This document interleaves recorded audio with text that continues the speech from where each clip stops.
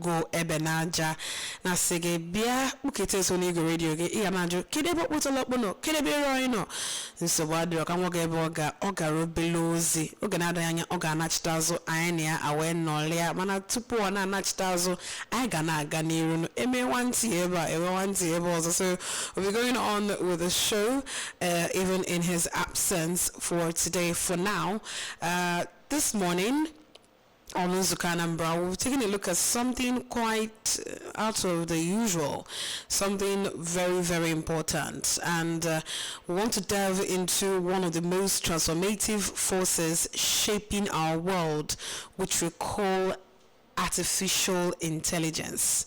I'm on no AI, yes. The full meaning of AI is artificial intelligence. And from, from self-driving cars, to smart healthcare, AI is redefining how we live, how we work, how we interact, But what does this mean for us as a society? What are the risks, the opportunities, and the responsibilities that come with this digital revolution? So to help us unpack these complex questions is a distinguished guest seated right here with us in the studio this morning, Associate Professor Ikechukwu Ume, who is the HOD from of the Department of Information Technology from NZUKO University. He's also the Global President NZUKO University Alumni Association. So Igor now you should be here. Yes, it was saying on ground because your alumni president no here AI, right? And he's also the founder of Digitize Initiative for upskilling careers, development, and innovation. And as a prof, you're welcome to NZUKO Anambra. No. Thank you very much. Yes. Nambo kai hota kene hibu artificial intelligence. I gane near Igbo no Igbo kai we carry everyone along. So more Igbo English just so can you just a brief explanation here artificial intelligence to the simplest term. In fact, call me as primary 5. Making a community bomb dark. I will cover AI, artificial intelligence. Yes. If you are to go kunaba before artificial because of intelligence. Artificial, if I was that fake. The main thing. Then intelligence will MIA to call BC. Now, Chuke mother near intelligence near Konyuche, you are mammy. Yeah. Kequam near Mana Chukwenya moto amamie. Chukwenya if I yalo gas unqualo yalo, Chukwenya amamife. On mother, Meji Mayfe. That is. Humans use tools to perform tasks. Yeah. Good. Now, these tools, if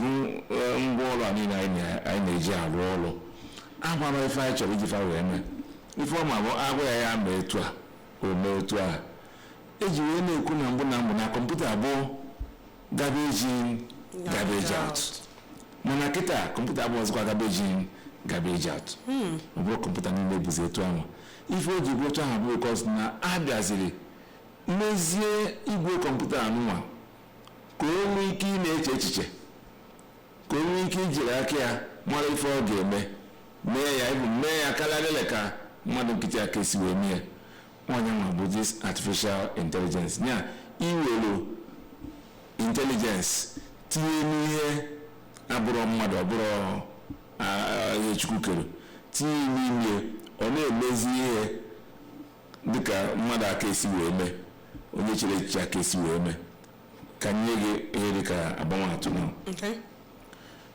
ọ dịka ihe kọwara na mbido autonomous vehicles self-driving vehicles can on the use now. Yes, sir.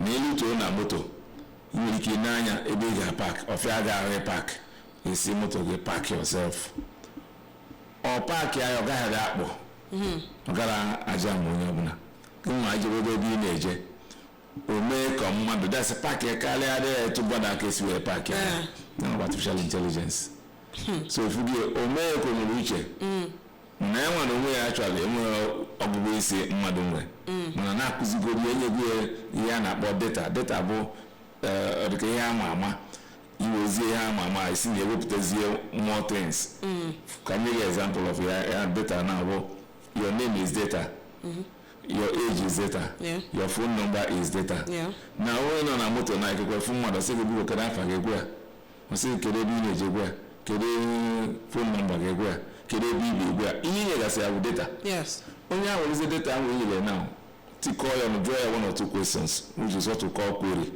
ewepụta information o nwere information ahụ were ya na-alụ ọrụ nwere ihe ya nyere gị na kọmputa werezie ọ na-adị amụ that is na-amụkasị from data ahụ inyere na-ewepụtazi ihe faster than gị nwa bụ mmadụ aka adịna-echede ewepụta so werezie that phenomenon this technology now na-etiziri ha na-alụpụtazi now ihe phone nwere AI TV nwere AI modern refrigerators nwere AI modern ACs nwere AI washing machine nwere AI everything a na-alụzi now a na-incorporate AI ka o wee dị more formidable more better performance onye nwe bụ AI a na-ekwu na nkọwa nke a dọkwara anya nnọọ I was just nodding because I needed, an explicit explanation to what AI is, and for me to understand it that much, which means go on no. AI. Now, definition of AI. Right? Prof, in a head a department now in NZUKO, which is more of a big IT kind of a department. Yes. Because only on an department IT inclined, only got information technology, artificial intelligence inclined. Exactly. So can you help me more, to have deeper engagement, AI and digital innovation? Okay. Imana. If we had a constant in our will change, and then we will not say, Ebuale ego, Ebuale honored. NZUKO. I will only about in a level, Ebuale ego, only being. It's a gun of Ebuale. So that exactly has been my way of life. Okay. I got into computer far back in the late 90s as a student, and even for being a student. Mama create a computer, may I have a computer, you will type or letter, will you design or butcher. You may have internet, but I may use iPhone and may the kind of memory fast. I seen a line again, no computer, email. If you depend on the email, that side. And then could computer myself, make call. On a grow later like that. You told us it. You know into academia, or into technology. Mana on it, you are NATO. What did AI and one? Every blessed day, something new is evolving. So it's an evolving thing. It's not something that is static. I have to go there. Otherwise, the man I can 504. Pijot 504 can now. Mana, if you go ever now, I love tanka this year. H December non kaya kayama. Can life be easier for people. Therefore, any technology, if you be a problem solver, and if you must be a problem solver, then you must be dynamic. You must be changing. That is exactly what spurred me into getting. In fact, I'm a technology person. I live technology, I eat technology, and I want technology. Again, Mr. Governor say technology, everything technology. Exactly. All right. Yes. Okay. Our society and AI. Okay. How is AI currently, influencing various sectors of our economy, of our society, such as in education, in healthcare, and the economy. How has AI influenced these areas? Very good. AI is rapidly changing things in all these places, immersion and beyond. In every AI is in agriculture, AI is in filming. So can we put maybe the standard AI no in graphics, AI no in transportation, AI no in living in the family life. Family life. Yes, because na okwa bu no na abo so AI no ya na abo Internet of Things. Internet of Things means it will use everything the matter na ji alwo ji ebindo connect to an internet. Then all those devices gonna connect to the internet, and that was edge devices like your phone. Okay, yeah.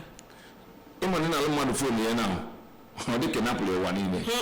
Because up to go from the cyber world. Yeah. And not from that cyber world, they disconnected from you can every phone. Each phone again on good. So AI, it's again education. Yeah. Is helping people.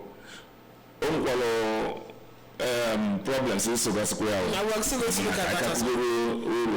Rubber, yes. If you come across a work now, you got AI. See, nene nchole gota because when you are doing to the see go easily from Bolivia. AI ndebo ikekwe na boss major you see a news. Oje see the news or go oje show those news or go tell all the headlines. You see, I'm back. One take a chance at money and one take a So, AI can help you summarize your work as a student. AI can help you think faster, think that line of thought. Research more on email. Even Anambra University now. What are one exam? Under 1 month result in a bag on a computer. Now because now you will an AI solution. Age is the main result and exam and everything. Wow. So you see that making performance and work easy. The same way in every aspect of education, just anywhere in education. Once you apply AI, it becomes easier. Because tools will now aid you to use them better. Like we can we are AI near the car now. It's AI. We say you could actually make a 50 ridges. The video like I say, I say that again up 50 50. That is how AI operates. Okay, you can get your that is the same kind of thing. If you're not healthcare, intelligence teacher and machines healthcare that makes laboratory tests easier, helps the doctor to consult. Doctor nature. So a doctor who is working with a machine that is AI enabled will perform better. Gadgets now, today now, wristwatches that can check your sugar. I'm not talking about heart rate, sugar. So never watch Naka. Or you see, because never do sugar. One day I bought smartwatches. Yes, never sugar. Like now, 8:30. My research problem. No go on the program by 9. And then I work on a map. Phone about me like 10 minutes each year. Now go on a by 8:40. You will 10 minutes. That is what we are talking about. And it will monitor the camera. Now Tata Nina, me watch her. Me got 6,000 steps. So you got of me. Or say only 4,000 today. Do you mind completing 6,000 by your target? Making you to have a good health position. Yeah. So to accord the ordinary health, almost every area. Kita now, you name graphics. Yeah. You can see computer because actually ka inye m vidio nwaanyị jere ichute mmiri ọ na-abata udie daa kụwa AI will generate that video for you. So ebe ị ga-aleta afọchawa ndị ga-ejeje chụọ mmiri ahụ mee na kọmputa mere gị, making your work easier. So places where you cannot reach, but there are data about those places. Yes. AI will help you to reach without stressing yourself so much. You need data about it. That is it. In recent time where AI can abata the idea of use AI to do certain things, or funding that AI is taking our jobs, AI is going to replace human beings. How do you take that as is AI a threat to our jobs, or is it a means of aiding our jobs? Yes, it falls in both parts. Okay. AI making yes, that's very possible. AI will aid you to perform better. Let's take for example now a clerk and the mark is use Excel. AI use Excel. You already in a threat position. Because the knowledge, the person has to be because every month is a threat. But on the other side, it is more or less something that will help to improve your capacity, your productivity, if you employ it and know how. And I'm going to say use.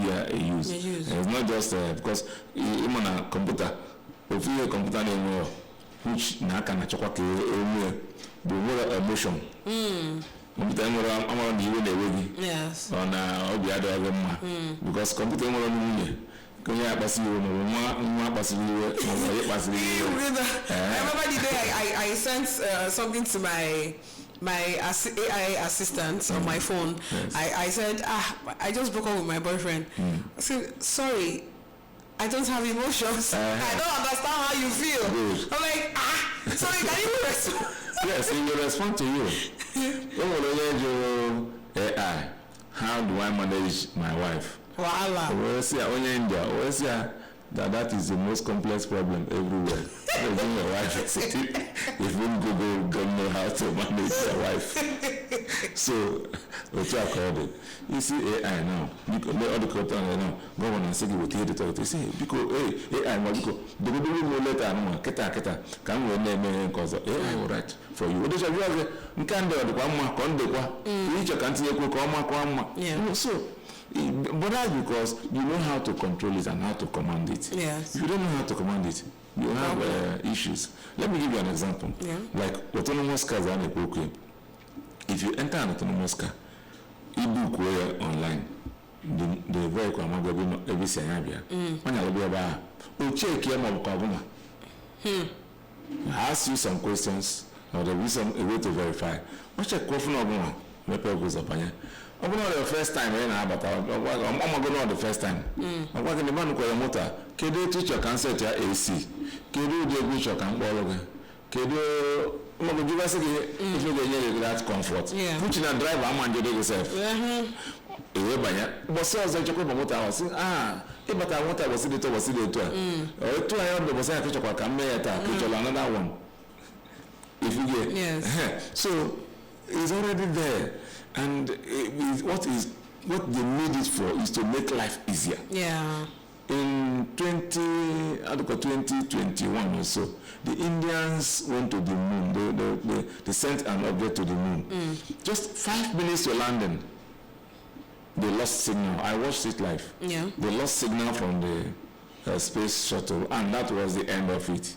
The next 2 years, they applied AI and they were able to land in the moon safely. And because errors, they more to humans than to AI. But the problem, another thing,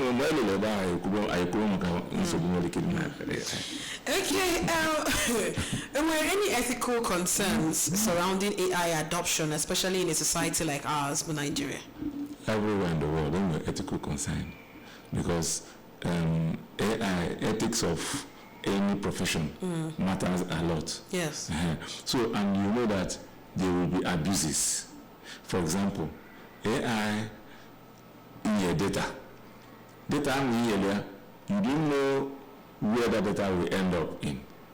Maka etu AI se mebo data ko je arolo na iye ma iye ya wolu na arolo ko ga je arolo.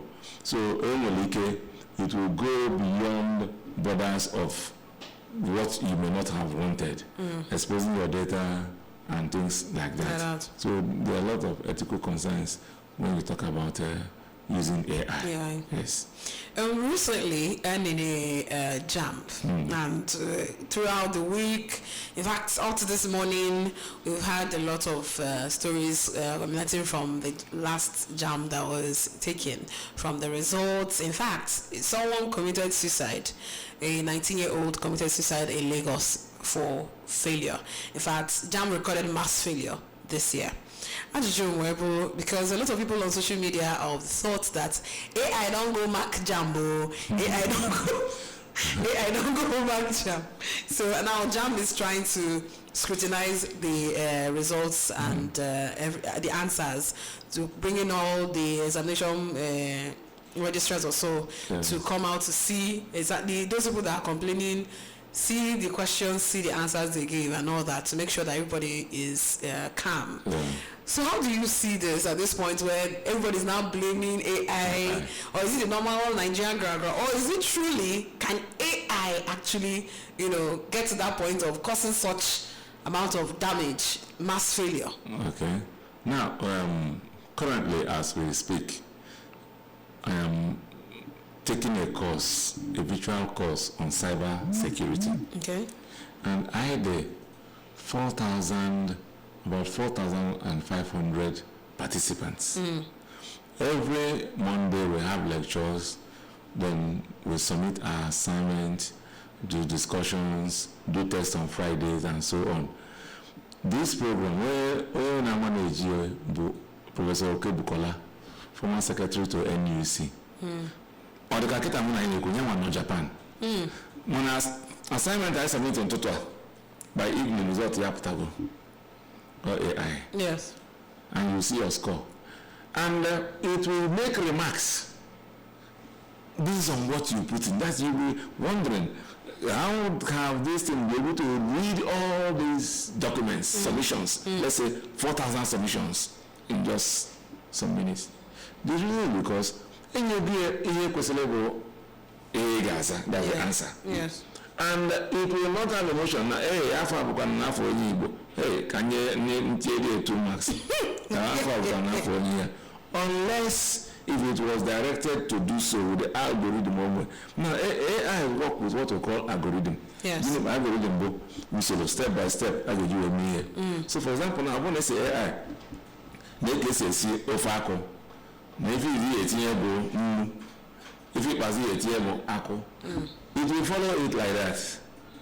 You get it? Yeah. That is the algorithm. Yes. So it works with those algorithms. But the algorithm for marking JAM they use are very different from, because JAM exam is done on an intranet.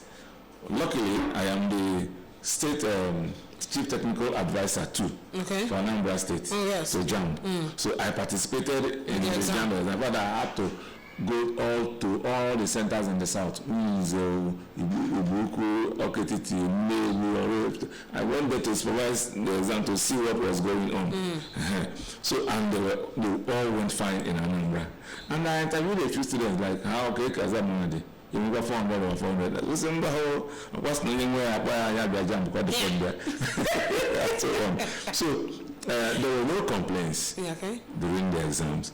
So if there's a mass failure, it almost lies on jam. The only issue with the algorithms, because I'm on the all session called only 2 o'clock. The whole centers in Nigeria were right at that time. Yes. And end at that time. Therefore, and even the CBT example, when you idea is that one computer mark go with that one more the right, more the wrong. So if your own sheet, if you there, it can be given to you. And then we call that music and then CBT exams. So other way mass failure like that. sometimes ọ na-abụ ịma na objective na-adị very confusing maka enwere ike edinye ansa na-abụ mana ofu bụ ike kwabụ ọkọm ka atụrụ m ya enye anya ọfụma eze anya and overconfidence can make somebody to also fail exams. So those are the things. Not the man I jam, the man AI goes in Aka. Okay. Let's see AI now. AI, I work on mother, AI program. AI don't go back jam. People don't go fail. Mass failure. Like a lot's going on right now on social media. Yes. Well, I can maybe go all need to Jojo, Tunya, all you need to do is to call us. Yes, call us on the number 0706 538 1320, or you can call us on 0808 487 2166. Hello. Good morning. Hello, good morning. Welcome to NZUKO Anambra.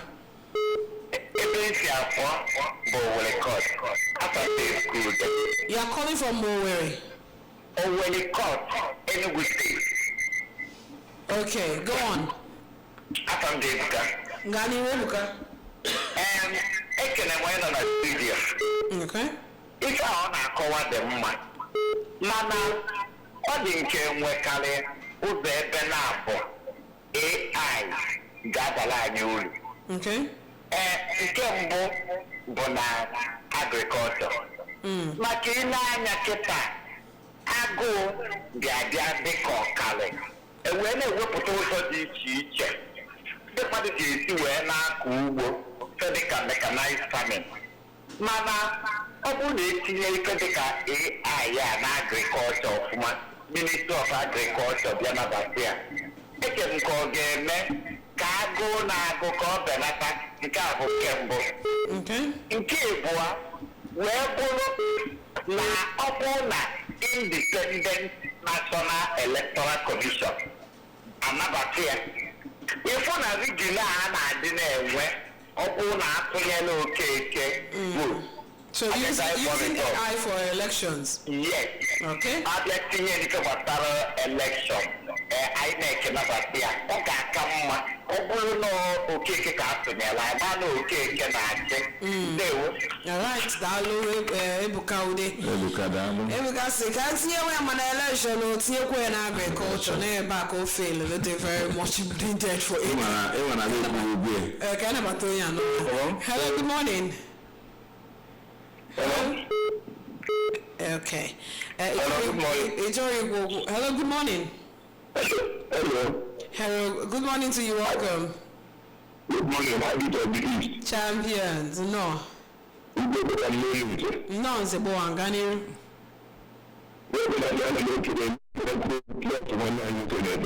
Right?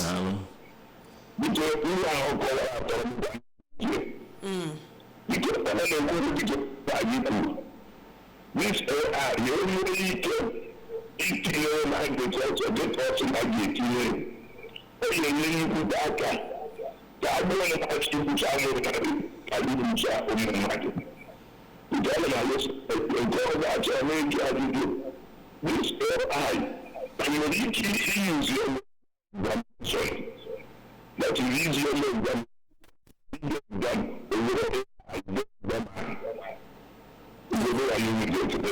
Alright, so now my June AI exam. I'm trying I got through that.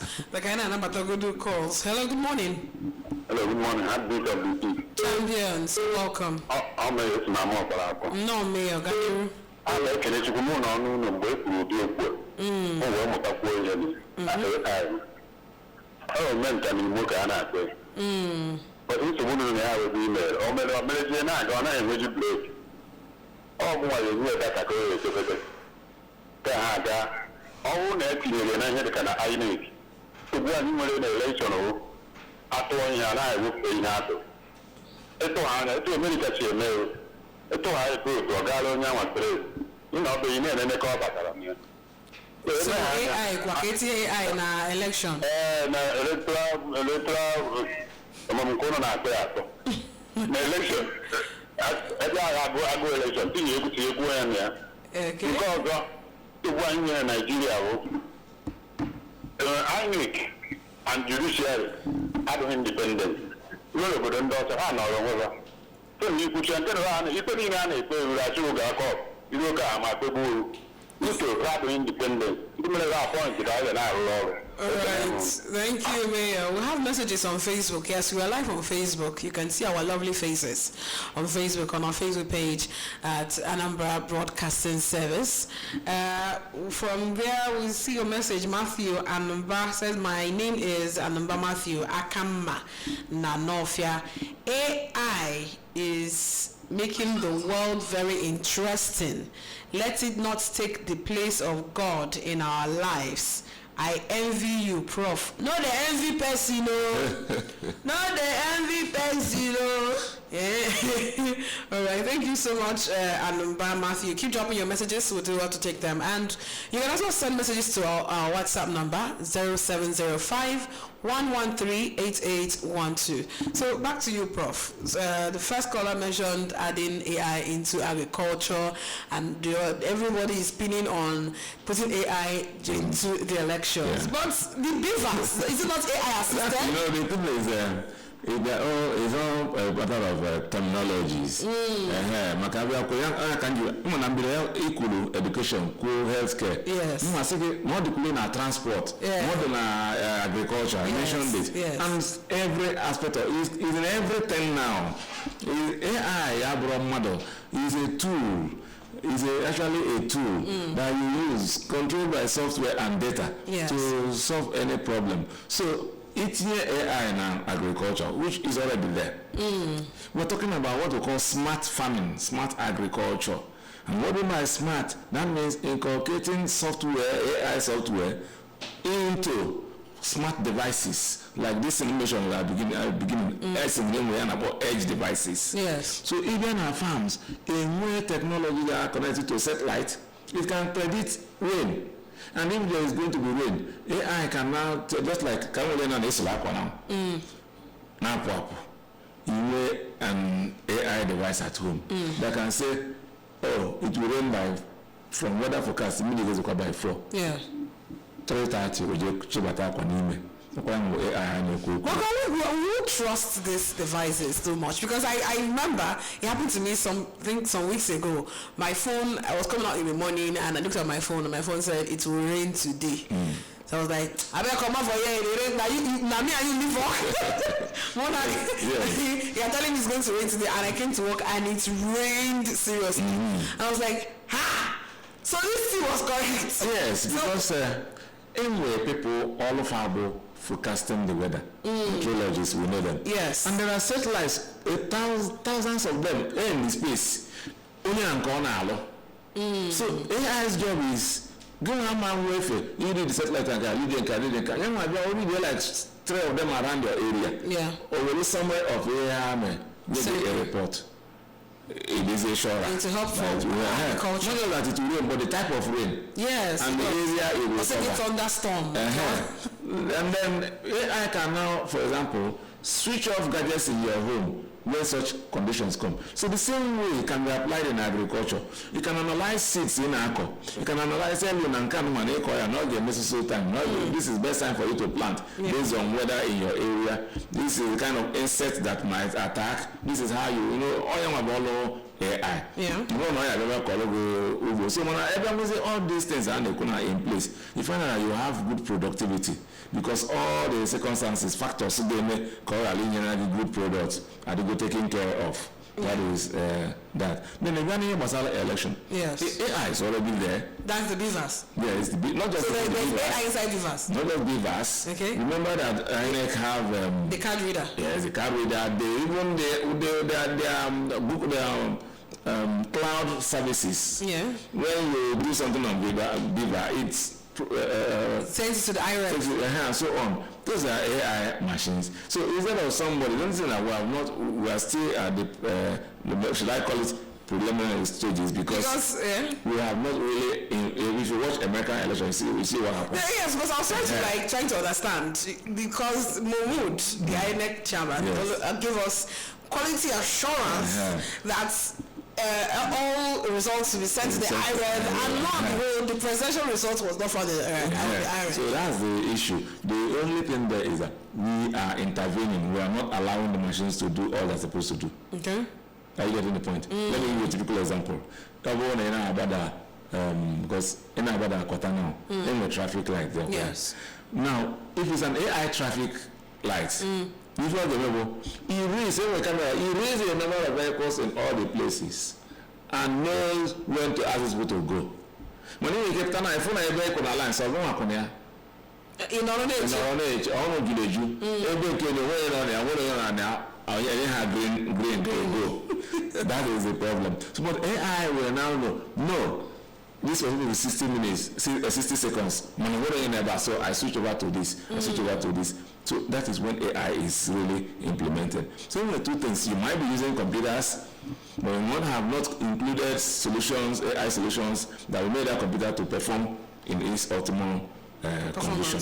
That is the thing there. So we are using computers for election, but we really need to make them fully automated.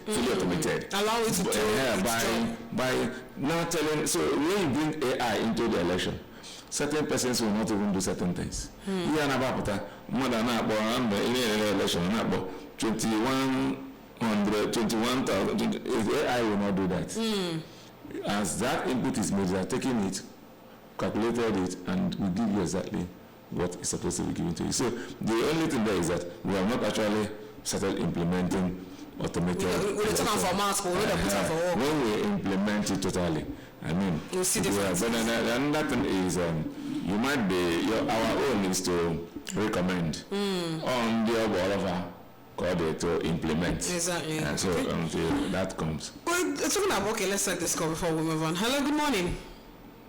Hello, good morning. Good morning to you. Welcome. Okay, man. How do you know? All right. It's Anambra. All right, Gani Rikejiko. Thank you, Kechukwu. I really charge you, yeah. If I this AI is not in future time, when you say, yeah, I mean,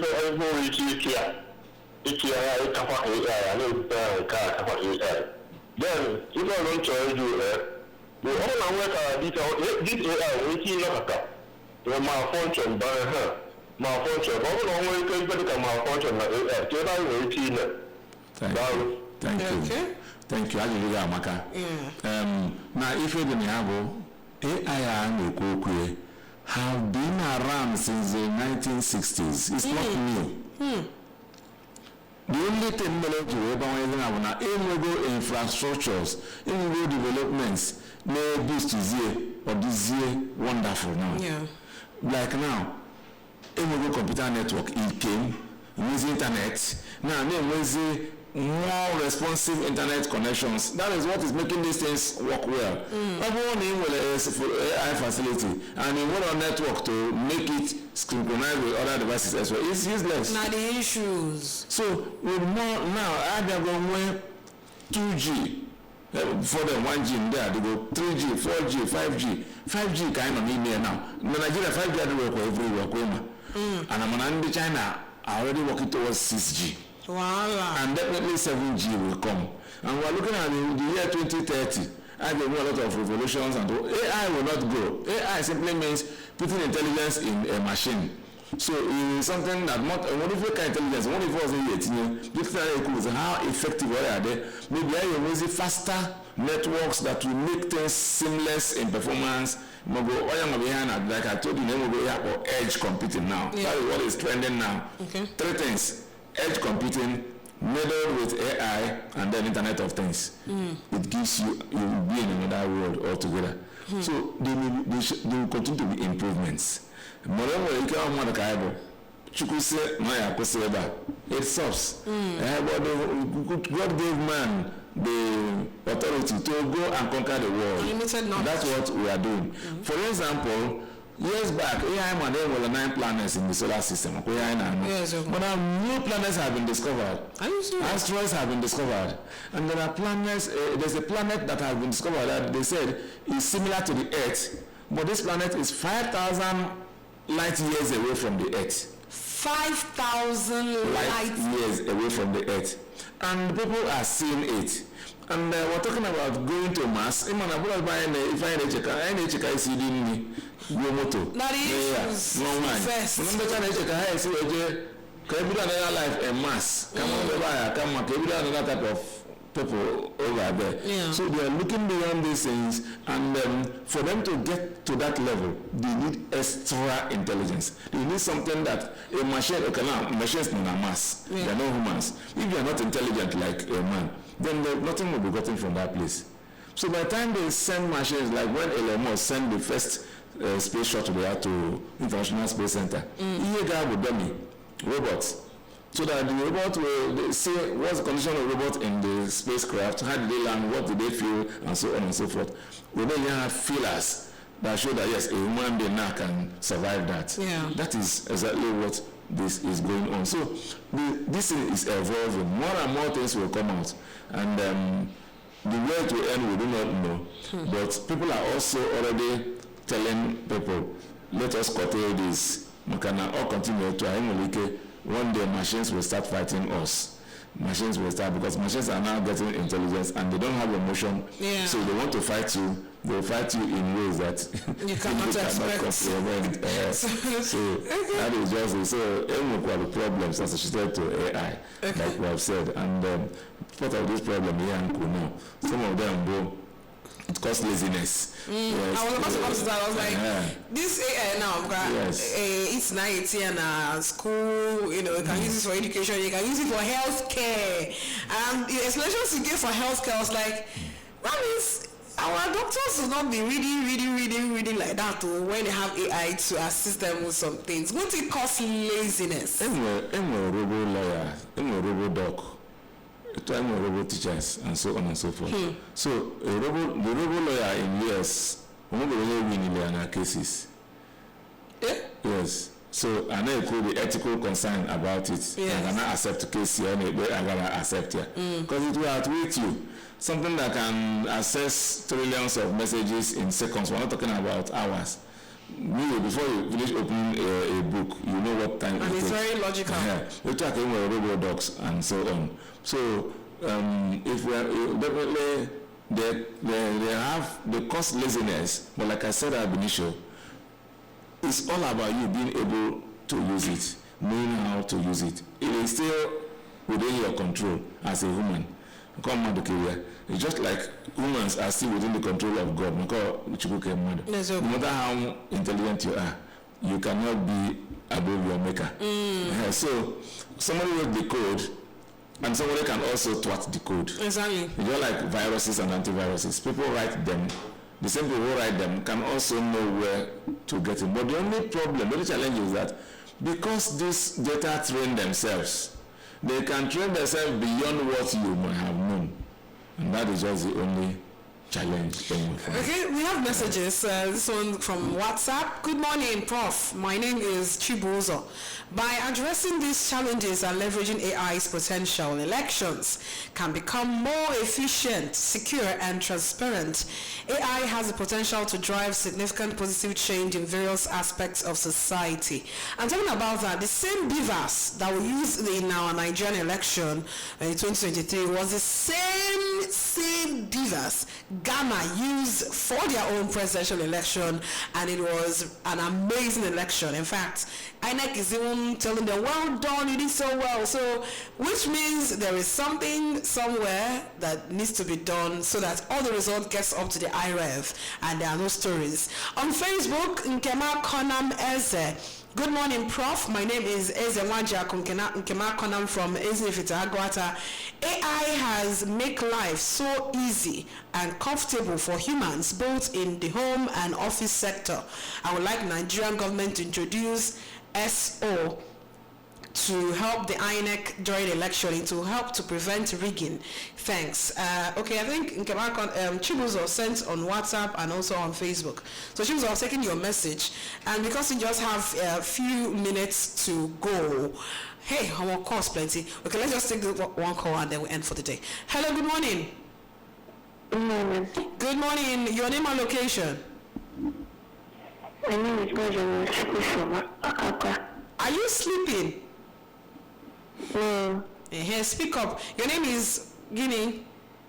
My name is NZUKO from Akaka. All right, Amarachukwu, go on. You just have 35 seconds. Alright. I just want to say thank you to everyone. She keep me very, very company. I love the music. I love everything she do. The songs are very amazing. No, it's my pleasure. It's my pleasure, baby girl. Thank you.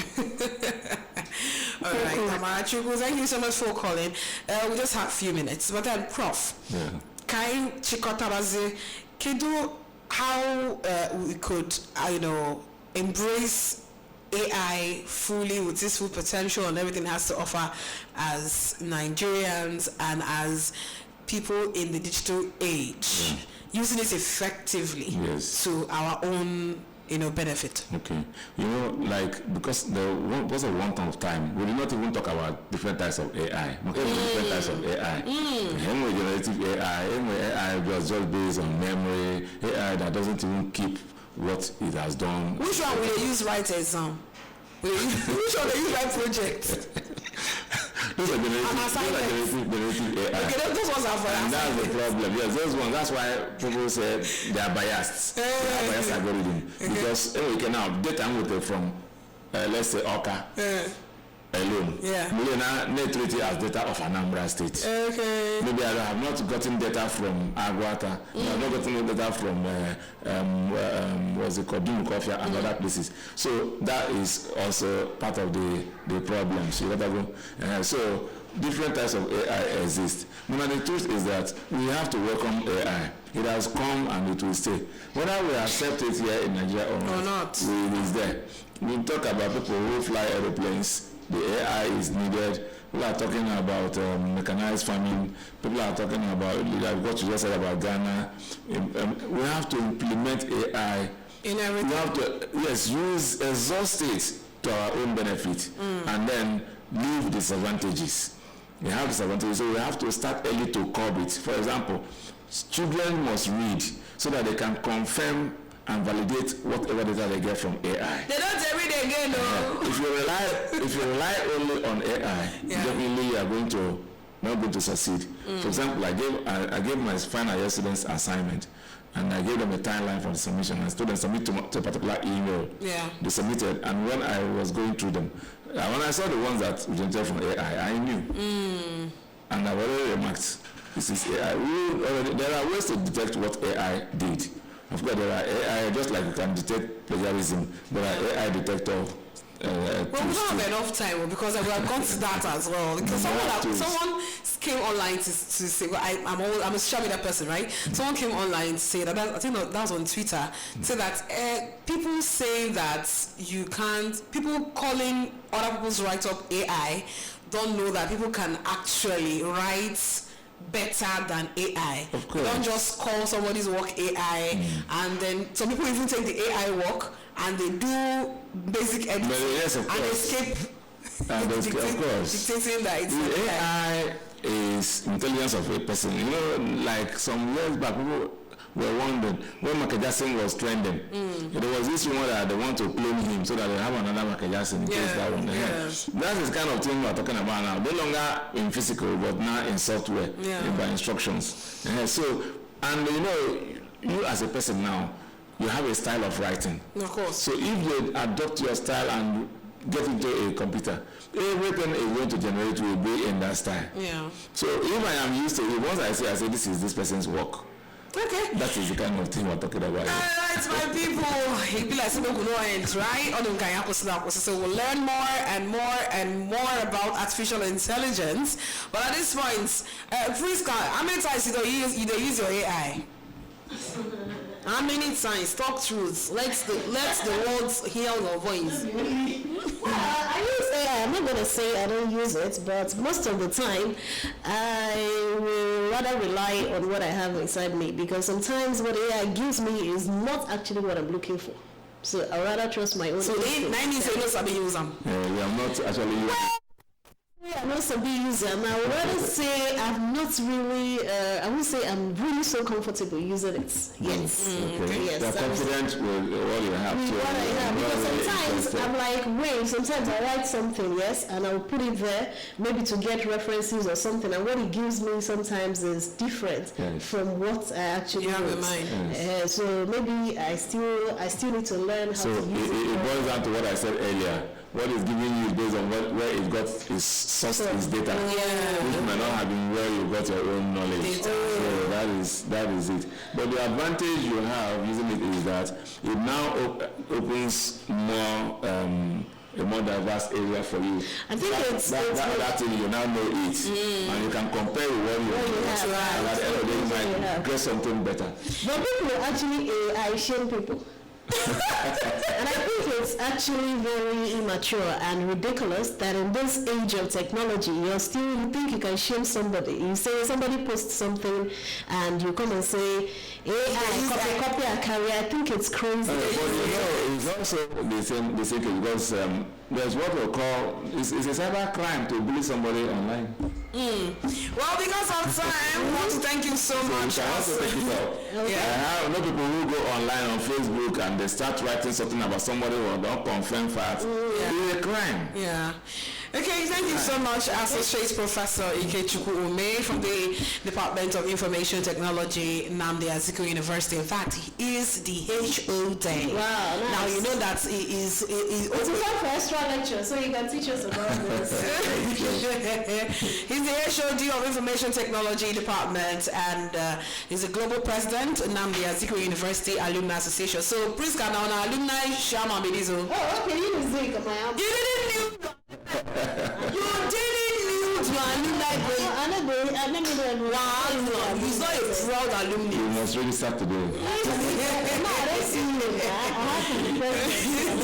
And he's also the founder of Digitize Initiative for Upskilling Careers Development and Innovation. Thank you so much, Associate Professor, for coming on NZUKO Anambra this morning. Thank you very much for having me here. And this Skadi will be having their annual program by July, and I'm inviting you to join. Okay, we'll do things like this there.